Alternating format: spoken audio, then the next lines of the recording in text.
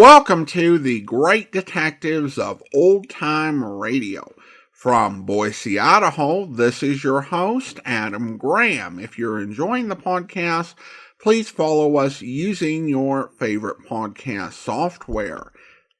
And before we get started, I'd like to let you know a little bit about Fulton Fish Market. Have you ever wondered what it would be like to have the freshest, highest quality seafood delivered straight to your kitchen? Look no further than Fulton Fish Market, a legendary name in seafood, trusted for more than 200 years. This isn't just a market, it's where expert fishmongers meticulously select seafood that top chefs and home cooks alike rave about. Whether you're craving wild-caught salmon, tender scallops, or juicy shrimp, Fulton Fish Market guarantees peak freshness with every order. Now here's the best part for you. You can enjoy 17% off your entire order just by using the exclusive code BOX13 at checkout. That's not just a discount, it's the highest one they offer. And yes, when you use my code, I earn a commission, which helps support the podcast. So you're not only getting amazing seafood, you're also supporting the show. So head on over to FultonFishMarket.com to taste the difference that 200 years of expertise brings. Trust me, once you try it, you'll never go back to ordinary seafood again. Use code BOX13 today and get ready to impress everyone at your table. Alright, well, from December 7th, 1950, here is the big picture.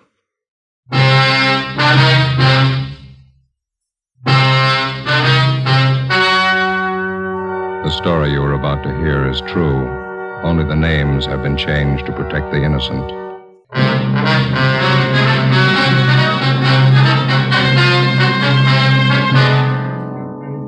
You're a detective sergeant.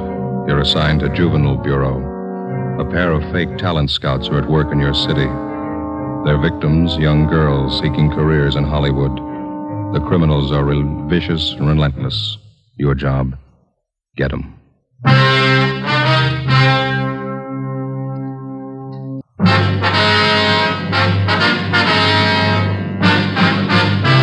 Dragnet, the documented drama of an actual crime. For the next 30 minutes, in cooperation with the Los Angeles Police Department, you will travel step by step on the side of the law through an actual case transcribed from official police files. From beginning to end, from crime to punishment, Dragnet is the story of your police force in action. It was Tuesday, May 7th. It was mild in Los Angeles. We were working the day watch out of Juvenile Bureau. My partner's Ben Romero. The boss is Inspector Bowling, Commander, Juvenile Division. My name's Friday. It was 10:13 a.m. when I got to 1335 Georgia Street, second floor. The squad room. Hi. Hi, Ben. Did you pick up that latest run the stats office made for? No, I don't think they got it ready yet. Notice there in the book it's been ready since yesterday. You were over there. You could have picked it up. Well, yeah. What's the matter with you this morning? Don't you feel good? No, just this stinking cold seems to be settling in my chest. Miserable. Yes, sir? Can I help you? Oh, yes. I'd like some information, please. This is the Juvenile Bureau, isn't it? Yeah, that's right, sir. What can we do for you? Oh, mind if I sit down? I'm climbing those stairs. Takes your breath away. Yeah, sure. Here you are. Thank you. My name's Wayne Kenworthy, officers. I'm out here on a convention. My home is in Minnesota. Mm-hmm. Went out last night with some of the boys at the convention. We stopped at a bar down on your Alvarado Street. Alvarado. Alvarado. Anyway, we were drinking there, and the bartender got to talking to us. Finally offered us some pictures for sale. I got one of them right here. Let's see. Oh, yeah. There you are. I paid him $2 for it. Just look at that. Yeah, it's filth. Do you have the address of the bar where you bought this? Yes, sir, I have. That's not the reason I'm here, though. I'm not a one-man moral squad. I'm not the type makes a habit of buying obscene photographs of young girls, either. Yes, sir, we understand. And I bought this picture from that bartender because I know the young girl in it. She's the daughter of one of my neighbors back home in Minnesota. Known her ever since she was a baby. I see. This girl came out here about 8 months ago to live with a girlfriend. Mm-hmm. She was crazy for Hollywood. Thought she might break into the movies or something. She stopped writing her folks about 2 months ago. Hasn't been heard from since. Well, it sounds like a case for a missing persons bureau, Mr. Kenworthy. Well, the girl's folks have already contacted them. Nothing's been turned up. Nothing at all. Then, last night, just by an accident, the bartender shows me this photograph. It's that girl, all right, no mistake. Well, we'll do everything we can to help straighten it out, sir. Well, that young girl I know. Known her since she was a baby. Good family, good training. She never would have posed for a photograph like this. Rotten filth. She's just not the type, that's all. Yes, sir, we understand. What was this young girl's name, Mr. Kenworthy? Lois Brewster, that's her real name. When she wrote her folks, she was using another name while she was out here. Thought it might help her movie chances. Drake, I think that's what it was. Linda Drake? Yeah, that's right. About 5'4", 115 pounds, dark hair, dark eyes? That's right. Yeah. You know where she is? Oh, yeah, we do. We had her case called to our attention. Where is she? Is she all right? No, sir, she's dead.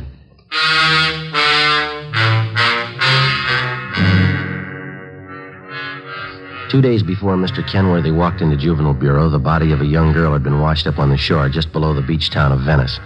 Apparently, she'd taken her own life. The girl was a brunette, attractive, not more than 17 years old. There was no identification on the body except for a rent receipt found in one of the pockets of a cotton jacket that the girl had been wearing. The rent receipt was made out to Linda Drake. It was signed R.L. King, 876 Peoria Avenue. The address was checked out, and R.L. King was found to be the girl's landlady. After identifying the body, she told investigating officers that Lois Brewster, alias Linda Drake, had lived at her rooming house with a girlfriend for about 6 months. The girlfriend's name was Joyce Fowler. The landlady went on to explain that the two girls had moved out about a week before without leaving a forwarding address. The Fowler girl had said that she would call back for any mail that might be delivered to the Peoria Avenue address. There had been no other leads to the dead girl's background or identity until her former neighbor from Minnesota, Mr. Wayne Kenworthy, showed up. Later that day, Ben and I met with Inspector Bowling and briefed him. Dirty, rotten business. I'll buy that. How far have you gotten with it? Check the dead girl's quints with the missing persons bulletin. It's Lois Brewster. We notified the girl's parents in Minnesota. They're coming out to claim the body. It's pretty tragic. She's an only daughter. 17 years old. Same old story, we figure, Skipper. Some phony talent scout grabbed her and showed her the bright lights, got her to pose for those pictures one way or another. They can make a teenage girl go one of 100 directions after that. This one ended up on a beach. That's all I care about now. How about the girlfriend Lois Brewster was living with? Joyce Fowler? No word so far. Well, what about it? Any ideas? Well, it pretty much depends on finding this Joyce Fowler. There's no background on her. We got out on all points. How about phony talent scouts? Cheap modeling schools, photographers? Check out that angle. We put 4 of them away in the past 6 months. Another half dozen are being watched. We can start double-checking them tomorrow. Now, how about that picture that old fella Kenworthy brought in? Any lead there? We gathered a dozen samples just like it. One's as bad as the other. They're all printed on the same quality photographic paper. There's no markings of any kind on them. It's a common type of paper. All right, then get on the distribution angle. Stay on it. Every rotten bum that peddles this trash. And get them. I want them right up the line. Distributors, wholesalers, guy that prints the pictures, guy who takes them, every lousy one of them. I still can't figure. What's that? Well, the Brewster girl is a good home there, good training. She knew right from wrong. Kids don't forget that in a hurry. That might have been her trouble. How do you mean? She remembered it.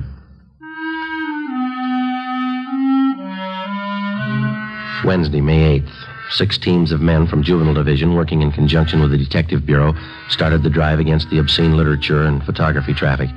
Within 2 weeks, more than a dozen wholesalers, distributors, and small-time peddlers had been apprehended and were awaiting prosecution.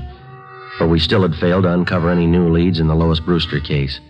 The roommate, Joyce Fowler, the all-important witness in the case, was still missing. No trace of her. The dead girl's parents arrived in the city, claimed the body, and took it back to Minnesota for burial. The drive continued. Another week passed. On May 29th, on a tip from a usually reliable informant, Ben and I checked out a small photographic studio on Sunset Boulevard, operated by an Emil Joseph Martin. He was sullen and uncooperative. We checked through his files. Just what I told you. A few special shots I keep filed away just for laughs. Once in a while, a friend drops in. I print one of them up for him. Yeah. Hold that one up to the light. Some of them are nice-looking dolls, huh? I print one up for my friends once in a while. What kind of friends do you have? Huh? How about this negative here, Martin? Do you mind printing this one up for us now? Sure, officer. My compliments. How many copies you want? One's enough. If you say so. Let's see. Yeah, one of the best. I'll print it up right now. This way.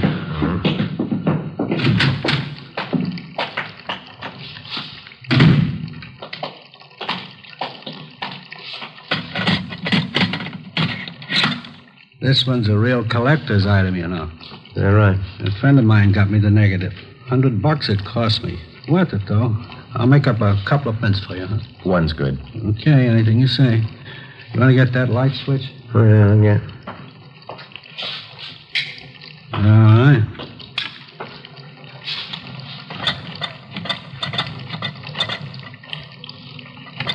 Yeah, beautiful negative. Yeah, you picked a good one, all right. Yeah, get the paper in here.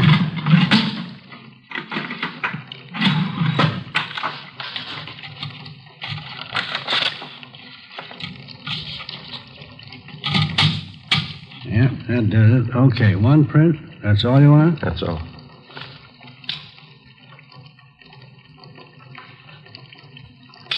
Okay, let's put it in the soup.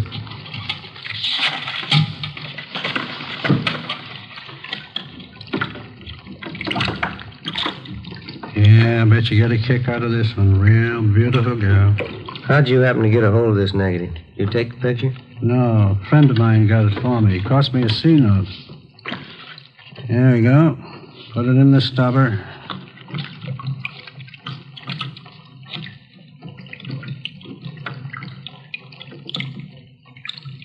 There we go. Uh-huh. How about that? How about the guy you got this negative from? Did he take the picture? No, he bought it from somebody else. Don't know who. Cost him $350. Worth it, though, huh? Hi. Isn't that beautiful? We've seen him before. Oh, that's so, you know her? Only from her pictures. Oh. Of course, you understand I didn't take the picture. I just bought a negative, that's all. You couldn't tag me for that, could you? We're going to try, mister. Get your coat. Oh, no. Wait a minute now, officers. I'm small fry in this operation. You know that. You want the big fish, right? We want all of you. You know who they are? Well, some, maybe. Must be worth something to you. Well, you know better than that, Martin. If you cooperate, we'll mention it in our report. That's all we can do. No promises. Not a very good offer. You're not in a very good position. Yeah. How about it? All right, I'll tell you. Emil J. Martin was booked at City Jail for violation of 311 PC.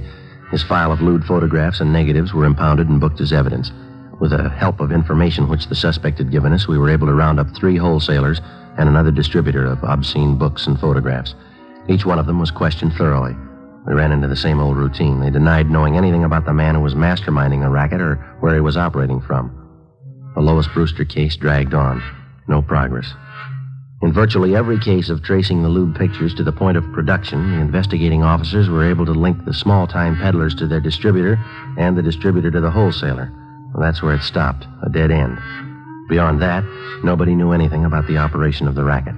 Stakeouts were set up at locations where sales and deliveries of obscene material were known to have been made. Nothing happened. The drive stalled. Thursday, June 11th. Romero, Joe? Yes, Gibber? First piece of news in the month. Policewoman just called it in. Yeah? Lois Brewster's girlfriend, Joyce Fowler? Yeah? She's been found.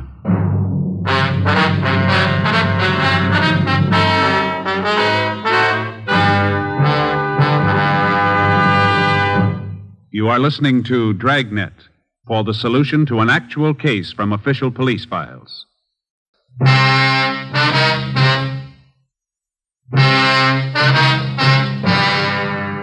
Like most organized crime, the traffic in obscene literature and photographs is a racket jealously guarded because of its heavy profit. It's nationwide, and every year it nets millions of dollars for underworld promoters and their employees. As an organized business, it's one of the most vicious and insidious rackets that exists today, despite the fact that many citizens regard it lightly. Thursday, June 11th, 10 a.m., Ben and I met with policewoman Paula Johnson. She told us that the previous evening, Joyce Fowler, the girl Lois Brewster had been living with, had gotten into a brawl with an unidentified man at a bar on Sunset Boulevard.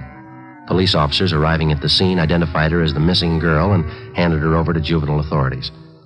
At 10:30 a.m., Joyce Fowler was brought to the interrogation room. She was a tall brunette, fairly attractive. She looked older than her age. Together with policewoman Paula Johnson, Ben and I questioned her. I was out on a date with this man. We were sitting at the bar, and he started saying things I didn't like. What a row, that's all. The man seemed quite a bit older than you, Joyce. Was he a good friend of yours? Friend. He was about 50, I guess. I thought he was all right. He wasn't. How old are you, Joyce? 21. We've checked your background, Joyce. You might as well tell the truth. All right, I'm 17. I'll be 18 next week. Look, can't I go get an aspirin? I've got a terrible headache. I got some in my locker. Be right back. Okay. I still don't know why I'm here. What do you want to know? Well, you were a good friend of Lois Brewster's. You lived with her, is that right? Is that why I'm here? It's one of the reasons. Lois spent 8 months out here before her death. As far as these officers know, you lived with her during those 8 months. We want to find out what happened to her. We want to find out what's happening to you. Nothing's happening to me. I can take care of myself. That's what Lois Brewster thought, Joyce. How about it? You tell us? She didn't know what she was doing. I don't know what happened to her. I'm to blame for bringing her out here, but it's not my fault what happened to her. It's not my fault. Well, whose fault is it? All of them. The whole rotten, dirty bunch of them. Here's your aspirin. Are 2 of them being out? Thanks. I'll get some water.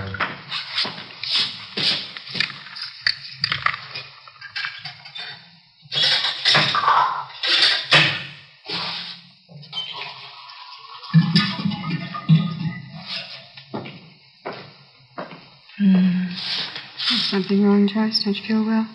I'll be all right. All right, here you are. Thanks.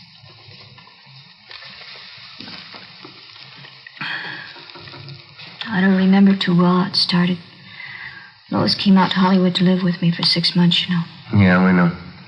We tried to get modeling jobs, bit parts in the movies. We didn't have much luck. We had to eat, pay the rent. So we took jobs as waitresses at a drive-in place out on Santa Monica Boulevard. Are you still working there? No, we were only there 2 weeks, and we got this other job. That's when it started. And what was that? One day, these 2 men drove in with a brand new Cadillac, ordered a couple of Cokes. I could tell they were watching us, Lois and me. When they were leaving, they gave me a card. They said they were talent scouts. They asked us to come to their offices for interviews. You still have the card they gave you? No, I looked for it once. Guess I lost it. Mm-hmm. Would you go on, please? The older fellow's name was Fred Ramus. Other one was Mr. Gilbert. They were both very nice. We didn't think anything was wrong. Didn't you go for the interview? Yes, Lois and I both went. They talked to us a lot, had us read out of a script and walk up and down. They said both of us showed a lot of promise. They said they wanted to be our agents, so we signed a paper. Fred Ramus told us he'd see we got a break. Mm-hmm. Did either of them ever arrange any legitimate interviews for you? I mean, with the movie studios, radio, television, anything like that? No. They took us out quite a bit, restaurants, nightclubs. Told us we had to be seen around town first. Had to show us off to the producers, all the important movie people.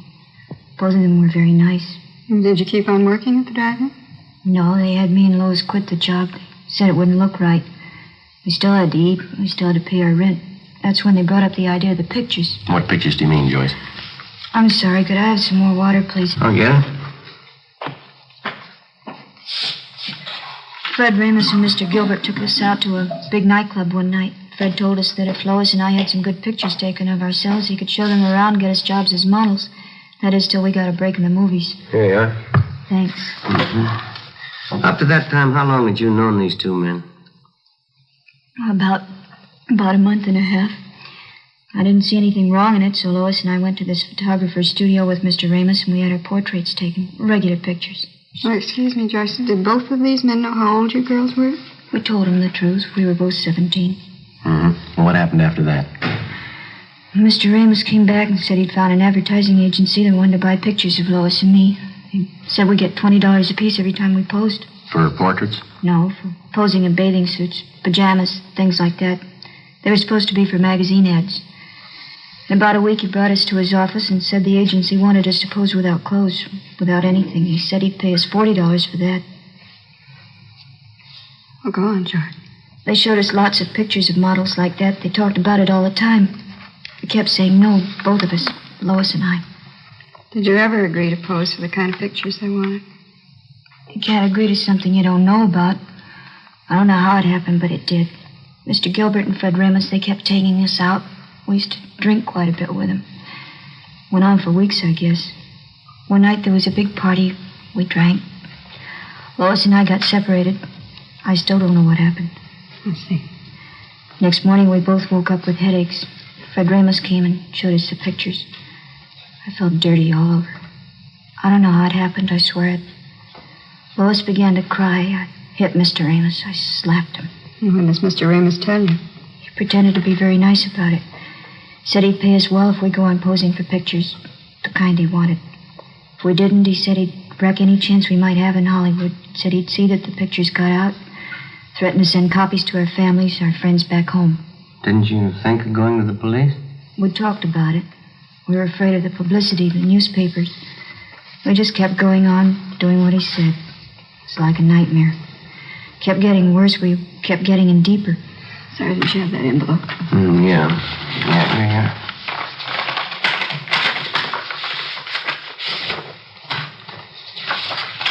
You recognize these pictures, Joyce? Yes.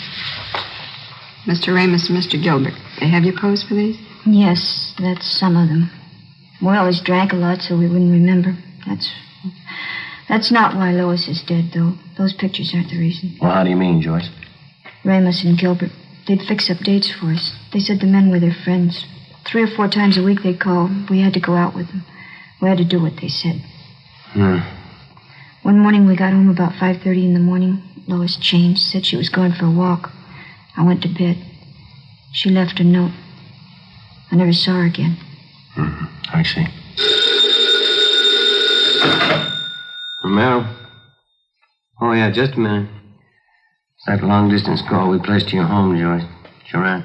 Oh, thanks. Hello? Yeah, it's me, Joyce.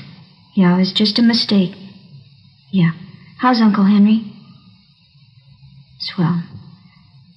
No, it's all right. Don't you worry. Yeah, all right. I'll write you tomorrow. Yeah, bye. Thanks for placing the call, Sergeant. You're welcome. Glad to do it. Anything else you want to know? Yeah, there's just one more thing. Do you still have that note that Lois Brewster wrote before she died? No, I lost it. I remember what it said, though. Yeah. It said, I'm sorry. It was signed Lois. That's all.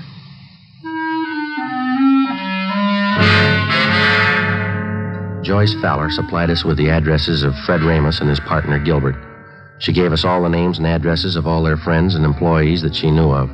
She also pointed out their offices and base of operations. Inspector Bowling ordered an immediate investigation into the background and business activities of both men. Previously convicted wholesalers and distributors of obscene photographs were called back in and re-questioned. We finally completed the missing link in the supply line from the peddler to the producer. 5 former workers for Ramos and Gilbert fingered them as head men controlling the racket. Their offices and studios were raided and their files seized as evidence. On June 18th, Fred Remus and his partner, Harold Gilbert, were placed under arrest. What's the pitch, Sergeant? What's this all about? I think you know, Mr. Remus. You can't tag me on those pictures. You want to get your hat? It's artwork, legitimate artwork. My lawyer can prove that. He better be good. You bet he is. You know, I'm kind of surprised at you cops taking the word of somebody like that Fowler girl. She doesn't know what she's talking about. She's a psycho. Is that right? Why, sure. I tried to do something with her and that girlfriend of hers. I even signed up as her agent. They were hopeless. You've got quite a stack of negatives here. Pictures of both of them, 17-year-olds. They're just candid shots, you know. Spicy for my private collection. There's nothing wrong in that. I figured I'd give the girls a break, let them earn a few bucks. Yeah? Look, I couldn't have treated those girls better. I took them around, showed them the town. Both psychos. I never did trust them. Well, that's the big difference, Remus. Huh? They trusted you.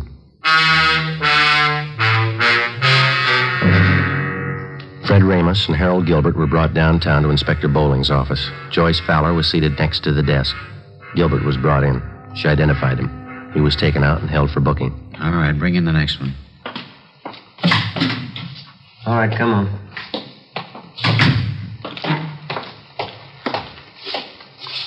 Yeah. Can you identify this man, Miss Fowler? Yes. He's Fred Ramos. What's the trouble, Joyce? Weren't you satisfied with what I was paying you? Could have settled this between ourselves. If you had any beef, you could have come to me. You're lucky, Fred. I'd kill you now if I could. Oh, Joyce, come on now, sit down. All right, Sloan, take him out. Joyce, sit down. Come on, sit down. Be back in a minute, Joe. All right.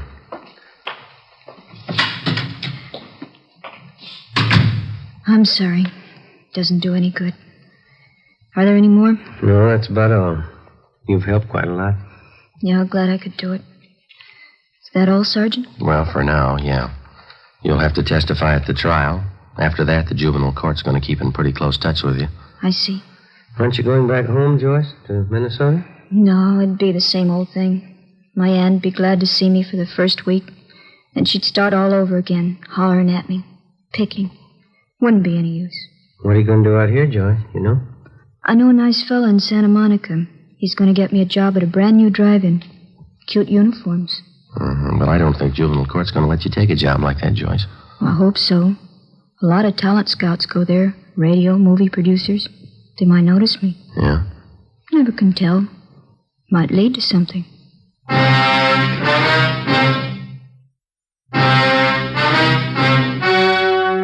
The story you've just heard was true. Only the names were changed to protect the innocent.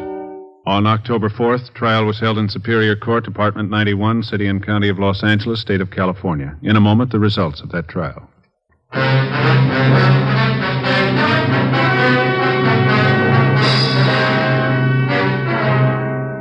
Fred Ramos and Harold Gilbert were tried and convicted on several counts of rape and lewd conduct. They received sentences as prescribed by law and are now serving their terms in the state penitentiary.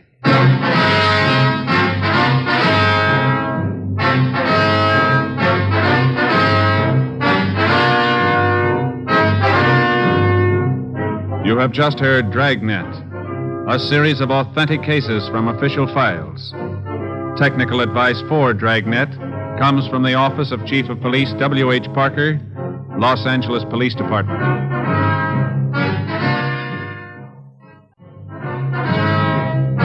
Coming up, We the People with stories of today on NBC.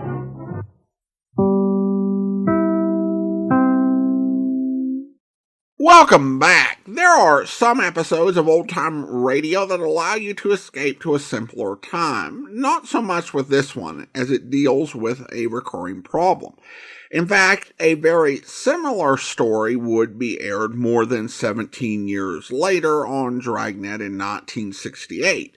And the same sort of thing happens today, but a lot of different methods are used, and it doesn't necessarily have to happen in Hollywood. As best I can remember, there are 3 episodes dealing with obscene literature or pictures in the 1950s Dragnet radio series. The others are The Big Book and then later The Big Producer. This is easily the most dramatically effective of the 3. The opening scene is very powerful. The idea of this out-of-town guy's shock and heartbreak sets the tone for this episode. From the beginning, it brings us into the tragedy of what happened to this young woman and what it took to make this picture that was just for laughs. The core idea of this episode is that there's a story behind the picture. With The Big Book and The Big Producer, you're dealing more with views of public mores and also the technical aspects of the investigation, which can still be entertaining as they kind of peel back that onion to get to the source, but don't really form that emotional connection. And the series is talking about what was a very serious issue, and I think it was an emerging issue at the time, because the rise of mass media had led to the birth of legitimate industries like film, television, and fashion, with big contracts and glamour serving as a draw for many young people, far more than could actually find the type of work they wanted in those industries. And there were rackets ready to take advantage of this situation.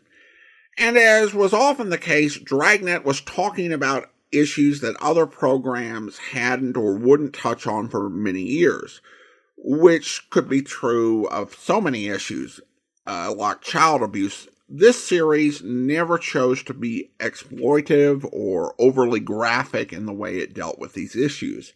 There was a certain, I think, sensitivity, which is why they could tell these stories even in times when they were more cautious about what could be discussed on radio or what could be shown on television. Listener comments and feedback now, and we have a couple of comments from YouTube regarding the big parrot.